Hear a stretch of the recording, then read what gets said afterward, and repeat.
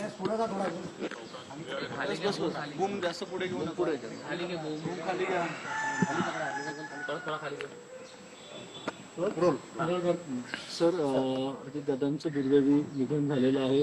आपल्याला ज्यावेळी बातमी कळली काय पहिली प्रतिक्रिया आहे? खरं म्हणजे अतिशय मनाला वेदना देणारी आणि मनाला चटका लावून जाणारी ही अतिशय दुर्दैवी घटना आज महाराष्ट्रात घडली आहे. खरं म्हणजे असं कुणाच्या स्वप्नातही वाटलं नसेल की अजितदादा एवढ्या लवकर आपल्यातून जातील. ही महाराष्ट्रासाठी अतिशय दुःखद आणि दुर्दैवी घटना अजितदादांच्या जाण्याने झालेली आहे. खरं म्हणजे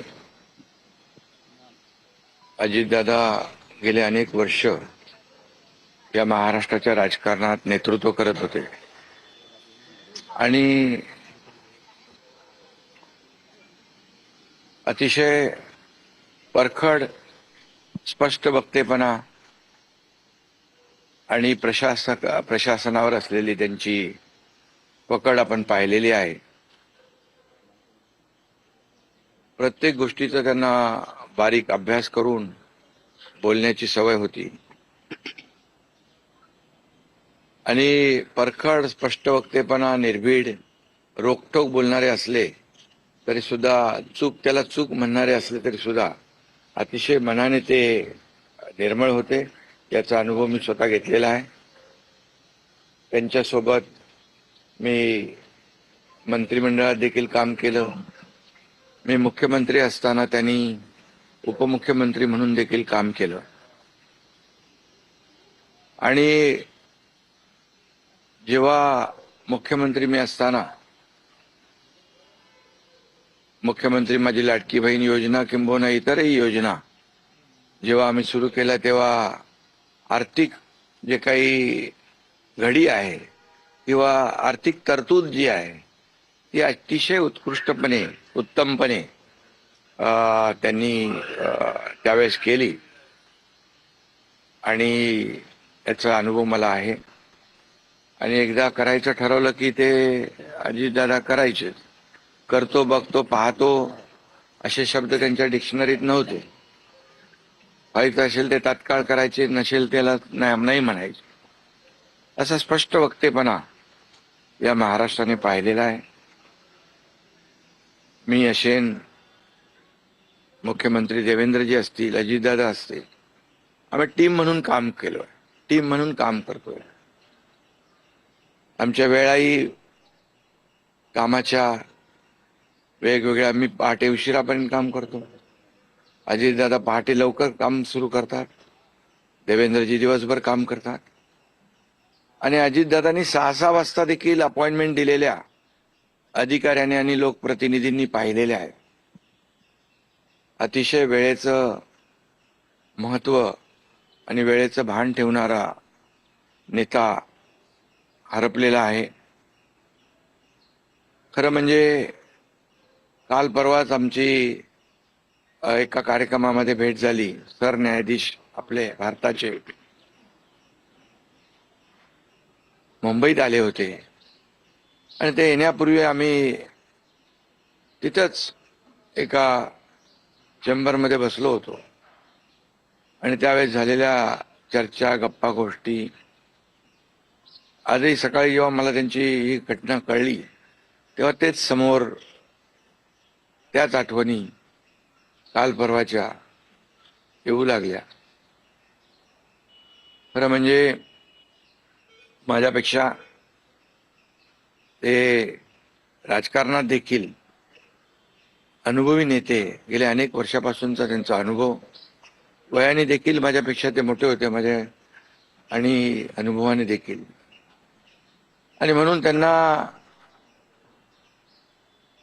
राज्यातल्या अनेक विषयांचा गाढा अभ्यास होता. अनेक विभाग त्यांनी हाताळले होते. याचा राज्याला फायदा होत होता. मंत्रिमंडळात देखील ज्यावेळेस काही विषय यायचे त्यावेळेस आपल्या राज्याची आर्थिक परिस्थिती अशी अशी आहे, आपल्याला सर्वांना काटकसर करावी लागेल, असे अगदी निर्भीडपणे सांगणारे अजितदादा देखील आम्ही अनुभवलेत. शिस्तीचा नेता म्हणूनही आम्ही अनुभवलेला आहे.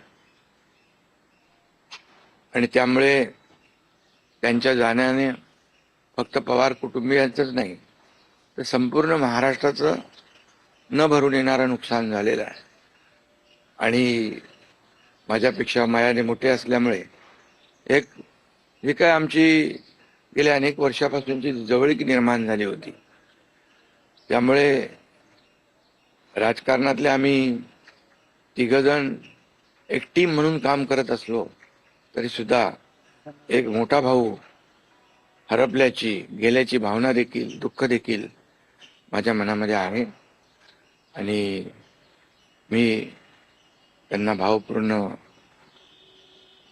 आदरांजली अर्पित करीत असतानाच मनामध्ये फार दुःखाच्या भावना आहेत. त्यांचं कुटुंब हे दुःख पचवण्याची क्षमता, डोंगरा एवढं दुःख आहे, ही क्षमता ईश्वराने त्यांना प्रदान करावी. कुटुंबाचंच नाही तर संपूर्ण महाराष्ट्राचं झालेले नुकसान.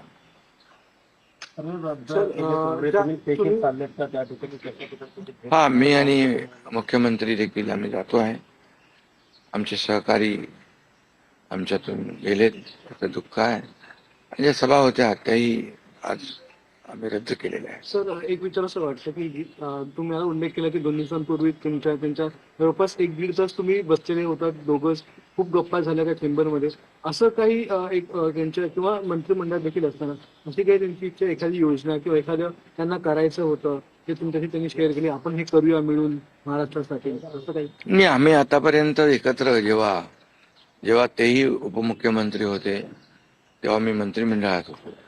मी मुख्यमंत्री असतानाही उपमुख्यमंत्री होते. आता देवेंद्रजी मुख्यमंत्री आहेत. आम्ही जे काही निर्णय आम्ही घ्यायचो ते निर्णय मिळूनच घ्यायचो.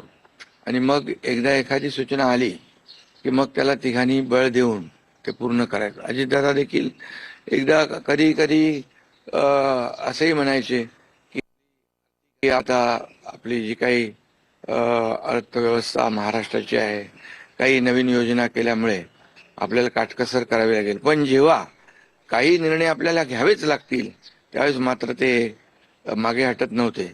आणि याचा अनुभव देखील आम्ही घेतलेला आहे. न भरून निघाले पोकळी सातारा असेल, पश्चिम महाराष्ट्र या ठिकाणी देखील कशा प्रकारची तुम्ही पोकळी भरून काढणार आहे? नाही, यामध्ये साताराच नाही आहे, तर त्यांचं जे असलेलं जे काही ज्ञान आहे, त्यांचा जो काही अनुभव आहे, हा महाराष्ट्रासाठी होता. आणि त्या अनेक विभागांचे त्यांनी प्रतिनिधित्व केल्यामुळे मला वाटतं फार मोठं नुकसान झालेलं आहे, न भरून येणार नुकसान. शेवटचा प्रश्न, जे काय हा जो विमान अपघात झाला ज्या प्रकारे, काय वाटतं की चौकशी व्हायला हवी आणि येणाऱ्या काळामध्ये असे अपघात होऊ नयेत, त्यामुळे बिलकुल याची शेवटी आमच्या सहकार्याचा जीव याच्यामध्ये गेलाय. 6 लोक मृत्युमुखी पडलेले आहेत. त्यामुळे या विमान अपघाताची चौकशी नक्कीच व्हायला पाहिजे, नक्कीच होईल. कारण यापुढे देखील अशा प्रकारचे अपघात होता कामा नये, यासाठी हे गरजेचं आहे.